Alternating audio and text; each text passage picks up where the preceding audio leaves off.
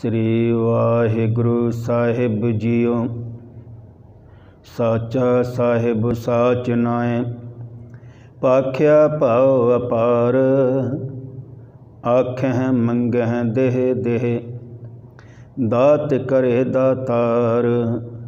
फेर क्या अगे रखिए, जित दिसै दरबार।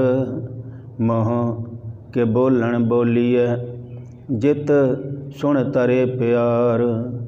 अमृत वेला सच नाम, वड्याई विचार। कर्मी आवे कपड़ा, नदरी मोख द्वार। नानक एवें जानिए, सब आपे सचियार। वाहिगुरु जी का खालसा, वाहिगुरु जी की फतेह। परम सन्मानयोग दीन दुनिया दे मालक, दसाहें पातशाहों के आत्मक स्वरूप शबद गुरु साहिब श्री गुरु ग्रंथ साहिब महाराज जी दी पावन पवित्र हजूरी अंदर सुभायमान सतगुरु की साजी निवाजी साध संगत जी। साहिबान ने बड़ी रहमत बड़ी बख्शिश की है। सतगुरु जी की रहमत सदका जपजी साहिब जी की लड़ीवार विचार विच जुड़ बैठण का सुभागा समा प्राप्त होया है। कल दे दीवान दे विच 3 पौड़ियां दी विचार सरवण कीती सी। अज दे दीवान दे विच जपजी साहिब जी की चौथी पौड़ी दे विचों कुछ सीखण का यतन करन लगे हाँ। पहलिया 3 पौड़ियां दे विच साहिब जी ने बड़ी रहमत की। पहली पौड़ी दे विच साहिब जी ने समझा दिता कि अकाल पुरख वाहिगुरु प्रभु परमात्मा सच है, ते उस सच नूं धारण करन दे नाल ही मनुख पूਰਨ सचियार बन सकता है। साहिब जी रहमत करो, सचियार बनन दे लई सानू की करना पवेगा। तो साहिब जी ने रहमत की, कूड़ दी कंध नूं तोड़ना पएगा। तो कूड़ दी कंध किवें टुटेगी? साहिब जी ने रहमत की गुरु नानक साहिब महाराज ने कि जेकर तू हुक्म रजाई चलना परवान कर लवे। साहिब जी ने इसी पौड़ी की व्याख्या फिर दूजी पौड़ी दे विच साहिब जी बख्शिश कर रहे ने। नानक हुक्म जे बुझै तां हउमै कहे ना कोई। जदों मनुख नूं उस हुक्म की सोझी आउंदी है, फिर वह हउमै दीयां गल्लां नहीं करता। फिर उस मालिक प्रभु परमात्मा की सिफत सलाह करता है, उस मालिक की वडियाई करता है। तीजी पौड़ी दे विच वचन कर रहे ने सतगुरु गुरु गरीब निवाज, हुक्मी हुक्म चलाए राह, नानक विकसै वे परवाह। क्यों हुक्मी अकाल पुरख वाहिगुरु प्रभु परमात्मा ही ये सारी खेड उसकी रची हुई है, तो सब कुछ उसके हुक्म दे विच ही है। तो सब कुछ वेख करके वो बड़ा खुश हो रहा है, विस्माद विच है। हुक्मी होवन आकार, ये सारे जीव सारे संसार की उत्पत्ति उस मालिक के हुक्म दे विच है। तो अज तीजी पौड़ी दे विच साहिब जी वचन कर रहे ने, जेकर वो मालिक प्रभु परमात्मा रहमत कर दवे, बख्शिश कर दवे, उसकी रहमत हो जावे, तो उसके रहमत दे सदका ही मनुख पूर्ण सचियार बन सकता है। सो आओ अज इस चौथी पौड़ी की विचार आरंभ करन तो पहला एक बारी फिर दोबारा समूह संगत अपनी रसना पवित्र करो जी। आखो सतनाम श्री वाहिगुरु। साचा साहिब साज नाए, पाख्या पाओ अपार। साचा साहिब साच नाए, पाख्या भाव अपार। वह अकाल पुरख वाहिगुरु प्रभु परमात्मा सदा वास्ते अटल है, सच्चा है। साच नाए उसका न्याय भी सच्चा है। उस मालिक प्रभु परमात्मा की बोली किहो जी है? भाख्या भाव उसकी बोली प्यार वाली है, अपार, वो बड़ा ही बेअंत है। साचा साहिब वो मालिक सच्चा है, साच नाए उसका न्याय भी सच्चा है। भाख्या भाव उसकी बोली प्यार वाली है ते बड़ा ही बेअंत है।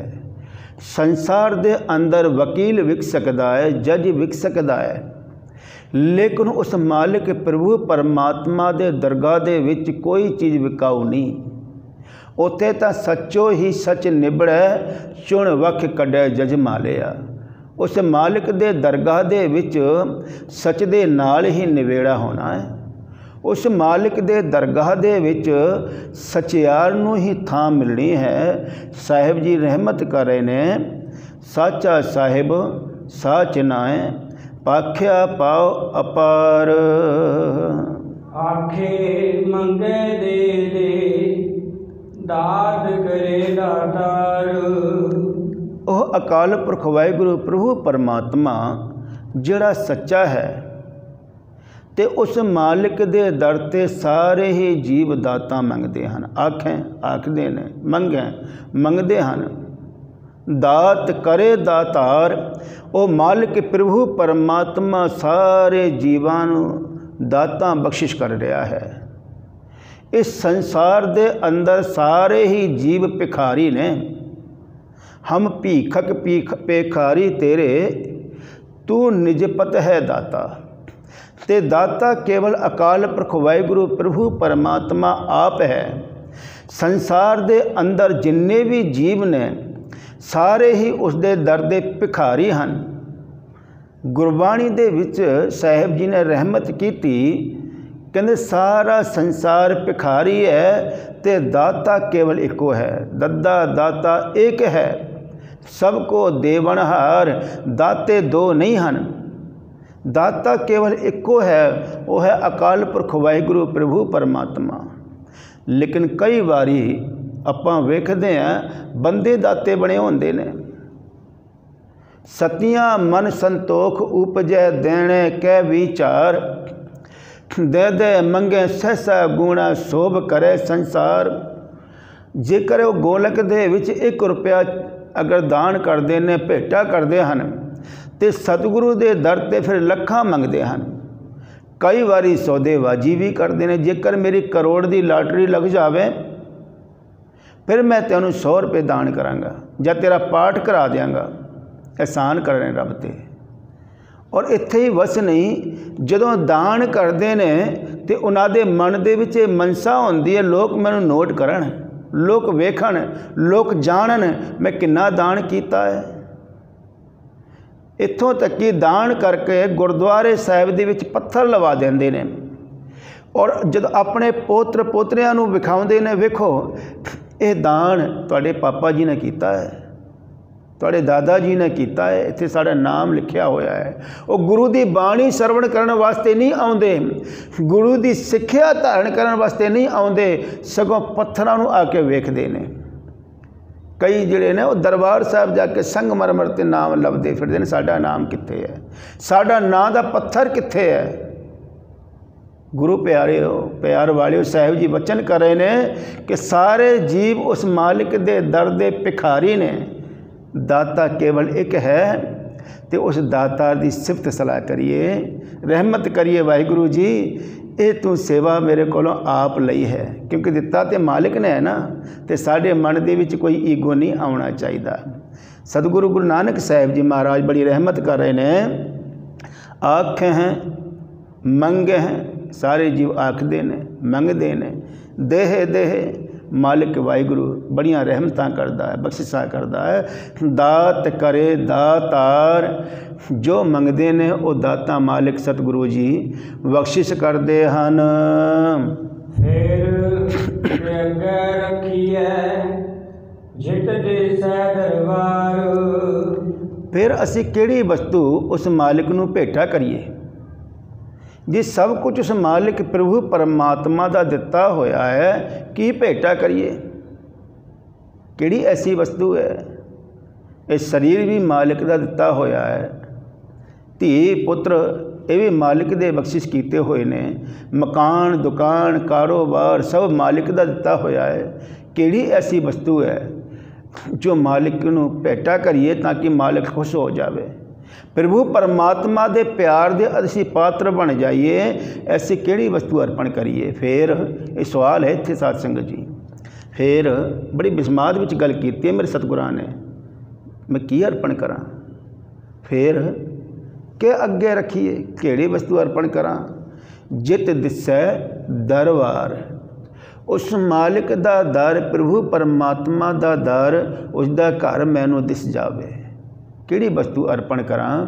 ਸਾਹਿਬ ਜੀ ਵਚਨ ਕਰ ਰਹੇ ਹਨ, ਮੋਹ ਕੈ ਬੋਲਣ ਬੋਲੀਐ ਜਿਤ ਸੁਣ ਤਰੇ ਪਿਆਰ। ਆਪਣੇ ਮੁਖ ਤੋਂ ਮੈਂ ਕਿਹੜੇ ਬਚਨ ਉਚਾਰਨ ਕਰਾਂ? ਉਹ ਵਚਨ ਸੁਣ ਕਰਕੇ ਮਾਲਿਕ ਪ੍ਰਭੂ ਪਰਮਾਤਮਾ ਮੈਨੂੰ ਪਿਆਰ ਕਰੇ। ਫਿੱਕਾ ਬੋਲ ਵਿਗੂਚਣਾ, ਸੰਸਾਰ ਦੇ ਅੰਦਰ ਜਿਹੜੇ ਮਨੁੱਖ ਫਿੱਕਾ ਬੋਲਦੇ ਨੇ ਉਹਨਾਂ ਨੂੰ ਕੋਈ ਨਹੀਂ ਪਿਆਰ ਕਰਦਾ। ਪਿਆਰ ਕਿਹਨਾਂ ਨੂੰ ਕਰਦੇ ਨੇ?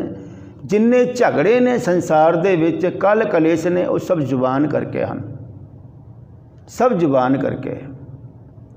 ਸਾਹਿਬ ਜੀ ਵਚਨ ਕਰੇ ਨੇ ਭਾਈ ਆਪਣੀ ਜ਼ੁਬਾਨ 'ਤੇ ਮਿੱਠਾ ਬੋਲਣਾ ਹੈ। ਸਤਿਗੁਰੂ ਗੁਰੂ ਨਾਨਕ ਸਾਹਿਬ ਮਹਾਰਾਜ ਸਾਨੂੰ ਸਮਝਾਉਣਾ ਕਰ ਰਹੇ ਨੇ ਕਿ ਉਹ ਮਾਲਿਕ ਪ੍ਰਭੂ ਪਰਮਾਤਮਾ ਸਭ ਕੁਝ ਜਾਣਦਾ ਹੈ। ਕੋਈ ਐਸੀ ਗੱਲ ਨਹੀਂ, ਕੋਈ ਐਸੀ ਲੁਕਵੀਂ ਗੱਲ ਨਹੀਂ ਜੋ ਉਹ ਨਹੀਂ ਜਾਣਦਾ, ਸਭ ਕੁਝ ਜਾਣਦਾ ਹੈ। ਪਰ ਇੱਕ ਵਸਤੂ, ਇੱਕ ਚੀਜ਼ ਐਸੀ ਵੀ ਹੈ ਜਿਸ ਨੂੰ ਰੱਬ ਨਹੀਂ ਜਾਣਦਾ। ਬੜੀ ਕਮਾਲ ਦੀ ਗੱਲ ਹੈ। ਐਸੀ ਕਿਹੜੀ ਵਸਤੂ ਹੈ ਜਿਸ ਨੂੰ ਰੱਬ ਨਹੀਂ ਜਾਣਦਾ? ਤੇ ਸਾਹਿਬ ਜੀ ਰਹਿਮਤ ਕਰ ਰਹੇ ਨੇ, ਕੌੜਾ ਬੋਲ ਨਾ ਜਾਣੇ। ਉਹ ਕੌੜਾ ਬੋਲਣਾ ਨਹੀਂ ਜਾਣਦਾ। ਕੌੜਾ ਸਿਰਫ ਮਨੁੱਖ ਬੋਲਦਾ ਹੈ, ਇਨਸਾਨ ਬੋਲਦਾ ਹੈ, ਖਰਮਾ ਇਨਸਾਨ ਬੋਲਦਾ ਹੈ। ਤੇ ਸਾਹਿਬ ਜੀ ਮਿੱਠ ਬੋਲੜਾ ਜੀ ਹਰ ਸੱਜਣ ਸੁਆਮੀ ਮੋਰਾ, ਉਹ ਤਾਂ ਮਿੱਠਾ ਬੋਲਦਾ ਹੈ, ਮਿੱਠ ਬੋਲੜਾ ਹੈ, ਕੌੜਾ ਬੋਲ ਨਾ ਜਾਣਾ, ਕਦੇ ਕੌੜਾ ਬੋਲਦਾ ਹੀ ਨਹੀਂ। ਸਾਹਿਬ ਗੁਰੂ ਨਾਨਕ ਸਾਹਿਬ ਰਹਿਮਤ ਕਰ ਰਹੇ ਨੇ, ਪਾਖਿਆ ਪਾਓ, ਉਸ ਦੀ ਬੋਲੀ ਬੜੀ ਹੀ ਪਿਆਰ ਵਾਲੀ ਹੈ। ਤੇ ਅਸੀਂ ਕਿਹੜੇ ਬਚਨ ਆਪਣੇ ਮੁਖ ਤੋਂ ਬੋਲੀਏ? ਨਿਮਰਤਾ ਸਹਿਤ ਆ ਕਰਕੇ ਉਸ ਮਾਲਿਕ ਪ੍ਰਭੂ ਪਰਮਾਤਮਾ ਦੀ ਸਿਫਤ ਸਲਾਹ ਕਰੀਏ। ਮੂੰਹ ਕੇ ਬੋਲਣ ਬੋਲੀ ਹੈ ਜਿਤ ਸੁਣ ਧਰੇ ਪਿਆਰ, ਜਿਹਨੂੰ ਸੁਣ ਕਰਕੇ ਉਸ ਦੇ ਅਸੀਂ ਪਿਆਰ ਦੇ ਪਾਤਰ ਬਣ ਜਾਈਏ, ਉਸ ਦਾ ਪਿਆਰ ਪ੍ਰਾਪਤ ਕਰ ਲਈਏ। ਕਿਹੜੇ ਬਚਨ ਆਪਣੇ ਮੁਖ ਤੋਂ ਉਚਾਰਨ ਕਰੀਏ ਜੀ? ਅੰਮ੍ਰਿਤ ਵੇਲਾ ਸਜਣਾਉ ਵਡਿਆਈ ਵਿਚਾਰ। ਸਾਹਿਬ ਜੀ ਨੇ ਆਪ ਹੀ ਇਸ ਸਵਾਲ ਦਾ ਜਵਾਬ ਦਿੱਤਾ ਕਿ ਹੇ ਭਾਈ, ਜੇਕਰ ਤੁਸੀਂ ਉਸ ਮਾਲਿਕ ਨੂੰ ਕੁਝ ਭੇਟਾ ਕਰਨਾ ਚਾਹੁੰਦੇ ਹੋ ਤੇ ਅੰਮ੍ਰਿਤ ਵੇਲਾ ਭੇਟਾ ਕਰਦੇ ਹੋ। ਅੰਮ੍ਰਿਤ ਵੇਲੇ ਉੱਠ ਕਰਕੇ ਉਸ ਅਕਾਲ ਪੁਰਖ ਵਾਹਿਗੁਰੂ ਦੀ ਵਡਿਆਈ ਕਰਨੀ ਹੈ, ਸਿਫਤ ਸਲਾਹ ਕਰਨੀ ਹੈ। ਹੁਣ ਅੰਮ੍ਰਿਤ ਵੇਲਾ ਕੀ ਹੈ? ਕੁਝ ਜਿਹੜੇ ਗੁਰਮੁਖ ਪਿਆਰੇ ਨੇ ਆਖਦੇ ਨੇ 4 ਵਜੇ ਅੰਮ੍ਰਿਤ ਵੇਲਾ ਸ਼ੁਰੂ ਹੁੰਦਾ ਹੈ, ਕੁਝ ਆਖਦੇ ਨੇ 12 ਵਜੇ ਸਮਾਂ ਚੇਂਜ ਹੁੰਦਾ ਹੈ, ਉਸ ਵੇਲੇ ਅੰਮ੍ਰਿਤ ਵੇਲਾ ਸ਼ੁਰੂ ਹੋ ਜਾਂਦਾ ਹੈ। ਸਹੀ ਮਾਇਨੇ ਵਿੱਚ ਅੰਮ੍ਰਿਤ ਵੇਲਾ ਕਿਹੜਾ ਹੈ? ਅੰਮ੍ਰਿਤ ਵੇਲੇ ਦੀ ਬੜੀ ਵਿਚਾਰ ਹੈ ਗੁਰਬਾਣੀ ਵਿੱਚ। ਝਾਲ ਲਾਂਗੇ ਉਠ ਨਾਮ ਜਪ ਨਿਸਵਾ ਸੁਰ ਆਰਾਧ, ਕਾਰਾ ਤੁਝੇ ਨ ਵਿਆਪਈ ਨਾਨਕ ਮਿਟੈ ਉਪਾਦ। ਕਹੇ ਭਾਈ ਤੂੰ ਅੰਮ੍ਰਿਤ ਵੇਲੇ ਦੀ ਸੰਭਾਲ ਕਰ, ਕੋਈ ਦੁੱਖ ਤੇਰੇ ਜੀਵਨ ਵਿੱਚ ਨਹੀਂ ਆਏਗਾ। ਚਿੜੀ ਚੌਕੀ ਪਉ ਫੁੱਟੀ ਵਗਨ ਬਹੁਤ ਤਰੰਗ। ਅੰਮ੍ਰਿਤ ਵੇਲੇ ਜਿਹੜੇ ਪੰਛੀ ਨੇ ਉਹ ਵੀ ਚਹਿਚਹਾਉਂਦੇ ਨੇ, ਤੇ ਜਿਹੜੇ ਗੁਰਮੁਖ ਪਿਆਰੇ ਨੇ ਉਹ ਅੰਮ੍ਰਿਤ ਵੇਲੇ ਉੱਠ ਕਰਕੇ ਮਾਲਿਕ ਦੀ ਸਿਫਤ ਸਲਾਹ ਕਰਦੇ ਹਨ। ਪਰ ਅੰਮ੍ਰਿਤ ਵੇਲਾ ਹੈ ਕਿਹੜਾ? ਸਾਧ ਸੰਗਤ ਜੀ, ਜਦੋਂ ਵੀ ਮਨੁੱਖ ਉਸ ਅਕਾਲ ਪੁਰਖ ਵਾਹਿਗੁਰੂ ਪ੍ਰਭੂ ਪਰਮਾਤਮਾ ਦੇ ਸਿਮਰਨ ਵਿੱਚ ਜੁੜਦਾ ਹੈ, ਜਿਸ ਵੇਲੇ ਬਾਣੀ ਪੜ੍ਹਦਾ ਹੈ, ਉਹ ਸਮਾਂ ਅੰਮ੍ਰਿਤ ਵੇਲਾ ਹੈ, ਅੰਮ੍ਰਿਤਮਈ ਸਮਾਂ ਹੈ। ਸਵੇਰੇ ਛੇਤੀ ਉੱਠਣਾ ਚਾਹੀਦਾ, ਬੜੀ ਚੰਗੀ ਗੱਲ ਹੈ, ਕਿਉਂਕਿ ਮਨ ਸ਼ਾਂਤ ਹੁੰਦਾ ਹੈ, ਮਨ ਖਿੰਡਾਓ ਵਿੱਚ ਨਹੀਂ। ਉਸ ਵੇਲੇ ਮਨੁੱਖ ਦੀ ਬਿਰਤੀ ਜੁੜਦੀ ਹੈ ਮਾਲਿਕ ਦੇ ਨਾਲ। ਪਰ ਖਿਮਾ ਕਰਨਾ ਸਾਧ ਸੰਗਤ ਜੀ, ਕੁਝ ਐਸੇ ਵੀ ਲੋਕ ਨੇ ਜਿਨ੍ਹਾਂ ਦੀ ਨਾਈਟ ਡਿਊਟੀ ਹੈ, ਰਾਤ ਨੂੰ ਡਿਊਟੀ ਕਰਦੇ ਨੇ, ਸਵੇਰੇ 8 ਵਜੇ ਘਰ ਆਉਂਦੇ ਨੇ, ਉਹਨਾਂ ਨੂੰ ਨਹੀਂ ਪਤਾ ਬੱਚਾ ਸਕੂਲ ਗਿਆ ਹੈ ਜਾਂ ਨਹੀਂ ਗਿਆ ਹੈ। आ के सब तो पहले मूँह हाथ धो के सो जाते हैं। 12 वजे उठते हैं, जिथे लोगों का ब्रेकफास्ट होता है, जिस माफ़ करना जिथे लोगों का लंच होता है तो उन्होंने उस वेले ब्रेकफास्ट है। उन्होंने वास्ते फिर किहड़ा अमृत वेला है। ਜਾਂ ਜਿਹੜੇ जिस शाम ਨੂੰ ਅਸੀਂ ਰਹਿਰਾਸ ਸਾਹਿਬ ਦਾ ਪਾਠ ਕਰਦੇ ਹਾਂ, ਰਾਤ ਨੂੰ ਸੋਹਿਲਾ ਸਾਹਿਬ ਦਾ ਪਾਠ ਕਰਦੇ ਹਾਂ, कि ਉਹ ਅੰਮ੍ਰਿਤਮਈ ਸਮਾਂ नहीं। ਸਾਹਿਬ जी ने रहमत की कि ਬਾਣੀ ਨੂੰ ਸਮਝੋ, ਬਾਣੀ ਦੀ ਵਿਚਾਰ ਨੂੰ ਸਮਝੋ। जिस वेले असी मालिक प्रभु परमात्मा की सिफत सलाह करते हैं वो समा अमृत वेला है, अमृतमई समा है। अमृत वेला सच नाम, वो समा अमृत वेला है। जे वेला वक्त विचारी है तो कित वेला भगत होए। सो साहिब जी ने रहमत की है कि हे भाई तू अमृत वेले उठ करके मालिक की बंदगी करनी है, और ये बंदगी ये अमृत वेला पूरा दिन तेरा जिहड़ा वो अमृत वेला बनया रहे, पूरा जीवन तेरा अमृत वेला बन जाए, अमृतमई समा बन जाए। जिस वेले मालिक का नाम जपते हैं फिर ध्यान देना सत्संग जी, वो समा अमृत वेला है, क्योंकि नाम रूपी अमृत की वर्खा हो रही है उस वेले। तो साहिब जी रहमत कर रहे ने अमृत वेला, तू अमृत वेले उठ करके अपने जीवन को अमृत वेला बना। सच नाम उसके नाम दे विच जोड़, उसकी वडियाई च जोड़, वडियाई उसकी वडियाई कर। मालिक प्रभु परमात्मा की सिफत सलाह कर, वडियाई विचार उसके गुणों की विचार कर। वो मालिक कितना बेअंत है, कितना बख्शिशां वाला है। जे तू भेटा करना है तो अपने अंदर झाती मार, अपने अवगुण दूर करके मालिक दे गुण धारण कर, ते उस मालिक प्रभु परमात्मा की वडियाई दे विच जुड़ना करो जे। कर्मी आवे कपड़ा नदरी मोख द्वार। हुण साहिब जी रहमत कर रहे ने अमृत वेला मैं उठ जावांगा, पर अमृत वेला उठण दे नाल मैनू फायदा की होवेगा। तो साहिब जी ने बड़ी रहमत की, कर्मी आवे कपड़ा नदरी मुख द्वार। ਜਦੋਂ तू अमृत वेले की संभाल करेगा, मालिक की वडियाई उसकी सिफत सलाह में जुड़ेगा, तो सिफत सलाह में जुड़न दे नाल तैनू फायदा यह होवेगा, उस मालिक के दर ते तैनू बेअंत बख्शिशां मिलणगियां, तू बख्शिशां दा पात्र बन जाएगा। हुण मनुख आखे भी मेरे ते वाहिगुरू मेहर करे, बख्शिश करे, तां ही मैं गुरुद्वारे जावांगा। कई बारी सुनन विच आउंदा अजे मालिक की मेहर नहीं हुई, बख्शिश नहीं हुई। जो बख्शिश होवेगी मैं अमृत छक लियांगा। तो भाई जो तू ड्रिंक करता है उस वेले मालिक की बख्शिश हो जाती है। जो जिन्ने होर जिहड़े माड़े काम तू करता है उस वेले तेरे ते बख्शिश होती है मालिक की, उदों तेरी अपनी मर्जी चलती है। हुण एक बच्चा आखे मैं स्कूल तां जावांगा जे मालिक जेकर टीचर मैनू पहले सर्टिफिकेट दे देवे। ओ भाई ये सर्टिफिकेट उसनू मिलना है जिहड़ा पास होवेगा, तो सरोपा उसनू मिलना है जिहड़ा फस्ट आएगा। जिहड़ा विद्यार्थी विद्या विच फस्ट आउंदा है उस ते फिर बख्शिश होंदी है, उसनू सरोपा मिलता है, सर्टिफिकेट मिलता है।